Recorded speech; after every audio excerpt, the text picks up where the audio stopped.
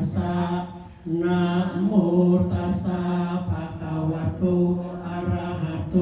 สัมมาสัมพุทธัสสะพุทธังสรณังคัจฉามิธัมมังสรณังคัจฉามิสังฆังสรณังคัจฉามิทุติยัมปิพุทธังสรณังคัจฉามิทุติยัมปิธัมมังสรณังคัจฉามิ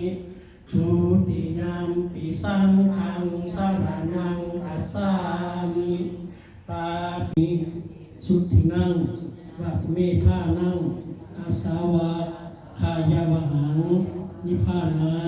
สังฆตังโหตุอิทังทานังสีริวัตนังภิกขุนังนิยาเทมิสุทธินังวัตเมธานัง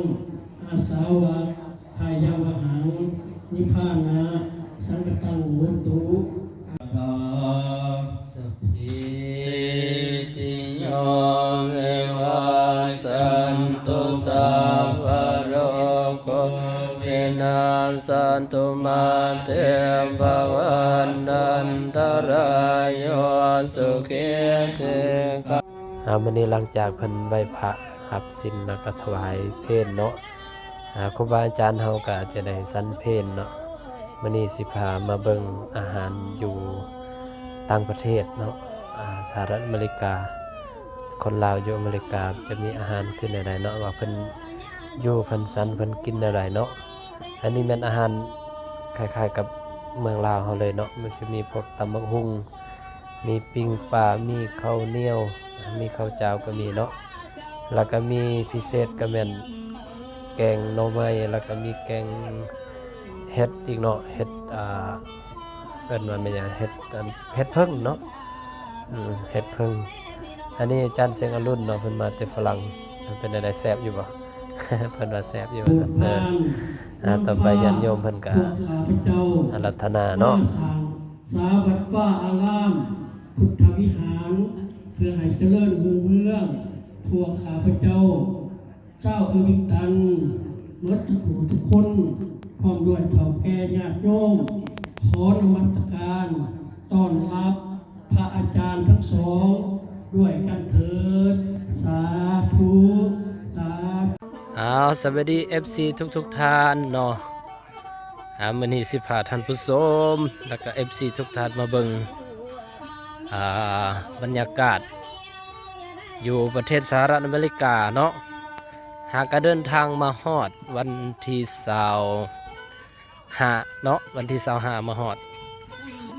สหรัฐอเมริกาตอนนี้เราอยู่ที่รัฐ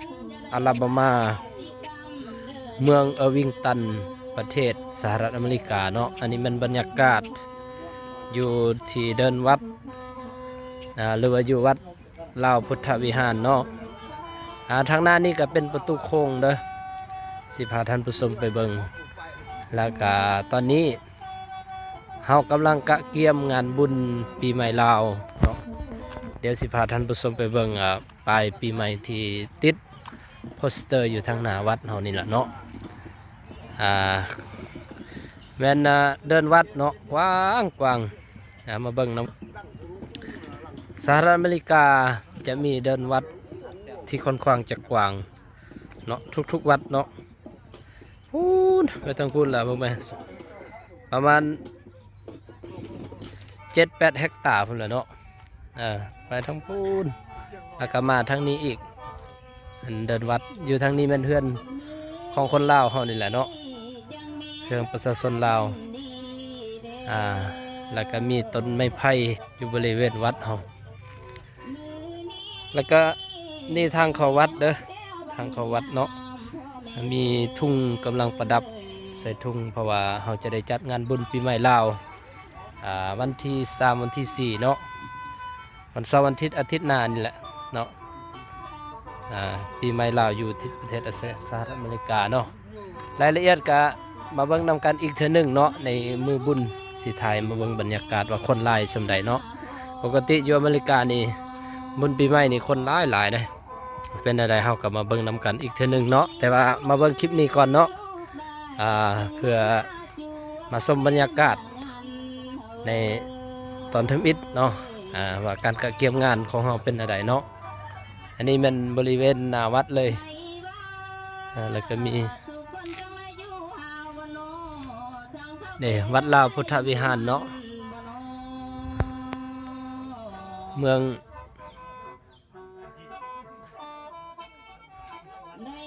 วิงตันเนาะอันนี้พ่อออกเป็นกำลังกะเกียมแต่เศร้าแต่ว่าอากาศกะคือกันกับเมืองลาวเลยเนาะอากาศก็ร้อนค่อนข้างจะร้อนเนาะช่วงนี้ตากแดดมาเบิ่งเลยตากแดดโคตรร้อนเลยเนาะหน้ายุ่งเลยอากาศร้อนเด้ออยู่ประเทศสหรัฐอเมริกาเนาะบ่ไหวอากาศร้อนแต่เฮาก็ตากแดดเนาะสู้ไปนำกันเพื่อสิพาท่านผู้ชมหรือว่า FC ทุกท่านเนาะมาเบิ่งบรรยากาศอยู่ทางหน้านี้เราก็อดทนย่างมา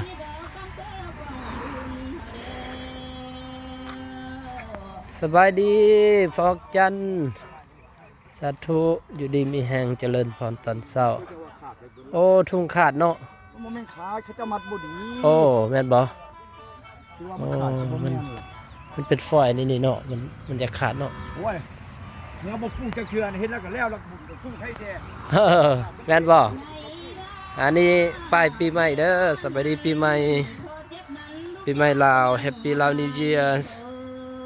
2025เนาะมาเบิ่งกันเด้อผู้ใดอยู่แถบนี้ก็มาเที่ยวบุญปีใหม่ลาวนำกันได้แล้วว่ามามวนมาซื่นแล้วก็มาฉลองปีใหม่พร้อมๆกันเนาะบรรยากาศโอ้ไปก็งามเนาะ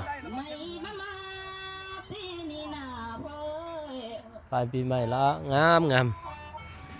อยู่ทางหน้าวัดสบายดีปีใหม่ลาว2025เด้อให้แม่นทางเข้าวัดเนาะให้แม่นถนน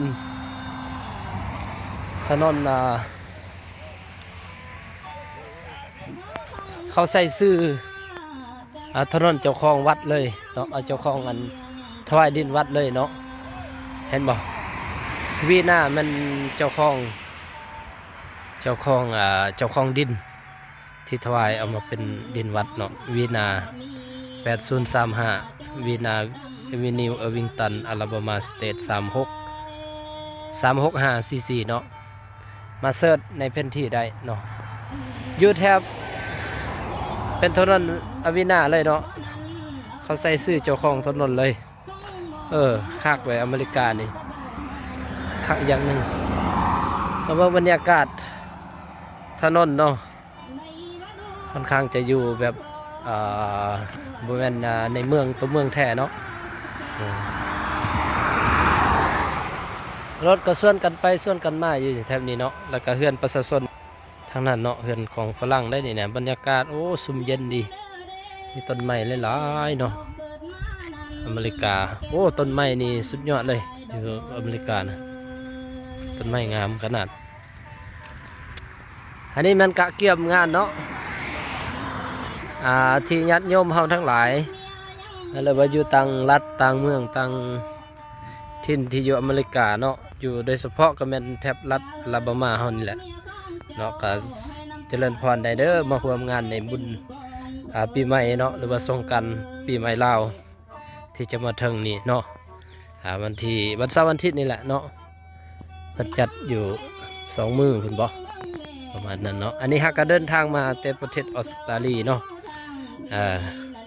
ฮักก็มาฮอดวันที่24-25นี่แหละเนาะเดินทางจากออสเตรเลียนี่วันที่24เนาะตอน 10:55 นาทีขี่ยนต์21 ชั่วโมง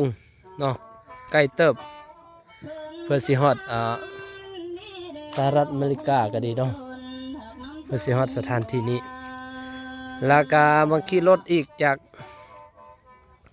ขี่ยนต์จากออสเตรเลียนี่ 10:55 แล้วมาฮอด10:55ของวันที่24เนาะในตอนเช้า ดิพาร์เจอร์แล้วก็ออกจากเมลเบิร์นหลังจากนั้นเราก็มุ่งหน้าเดินทาง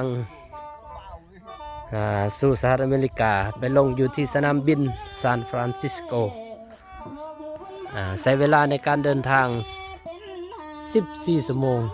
เนาะจากเมลเบิร์นมาฮอดซานฟรานซิสโกด้วยเครื่องบิน United Airlines เนาะหลังจากนั้นเราก็ได้ต่อเครื่องอีกเพราะว่าก่อนสิต่อเครื่องเราก็ต้องได้เช็คอินเนาะหรือว่า connect ส่วน connection นะ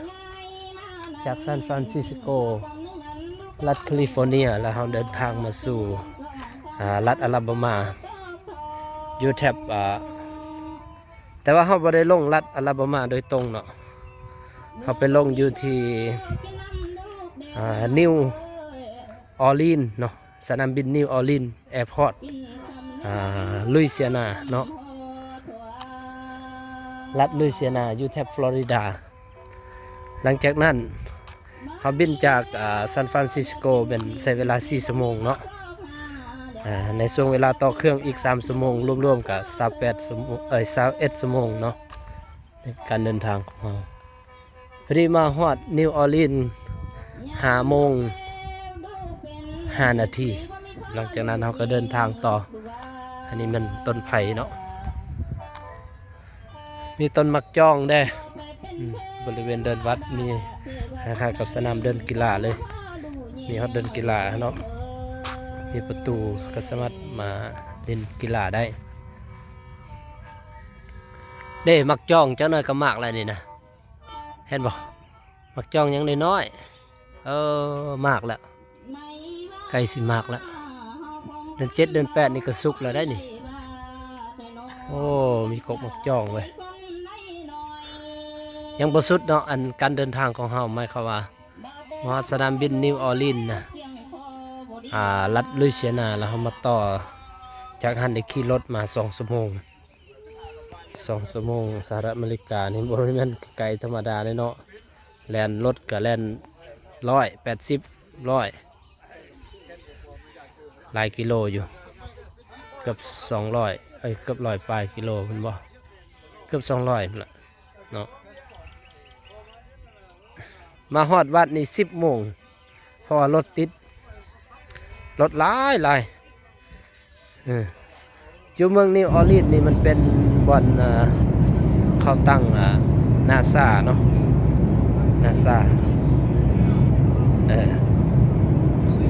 เขาจะตั้งอยู่นาซาเอามาเบิ่งเนาะสวัสดีปีใหม่อยู่ทางหน้าวัดเอาอีกเนาะแต่เขายังไม่ทันได้ไปเที่ยวใส่เนาะกะเกียมงานช่วงนี้วันที่3วันที่4อย่าลืมเด้อวันที่2ที่3 4เนาะ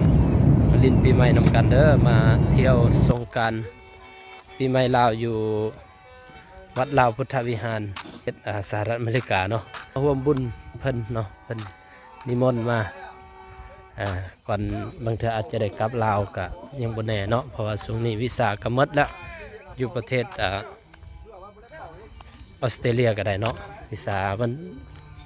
เดือน6นี่ก็หมดวีซ่าละ2 ปีถ้าเราอาจจะได้กลับลาวหลังจากเรามาเที่ยวอเมริกาแล้วเมื่อออสเตรเลียหมดวีซ่าเราก็จะได้เดินทางกลับลาวเนาะก็ยังบ่ทันแน่เนาะตอนนี้เนาะก็รอถามเพิ่นก่อน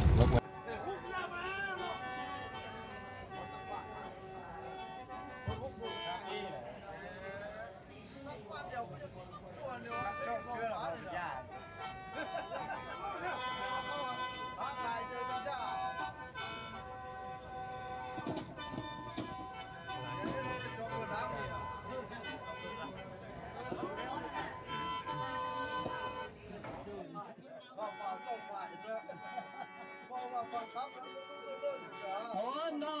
ยยังดูดีพ่อแม่เอ้ยมาทานพ่อมัน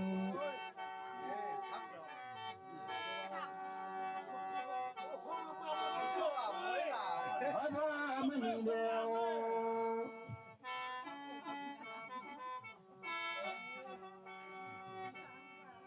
เฮ็ดแนวเลยจังที่มวนเพื่อนโนพ่อแม่เอ้ยทั้งมวน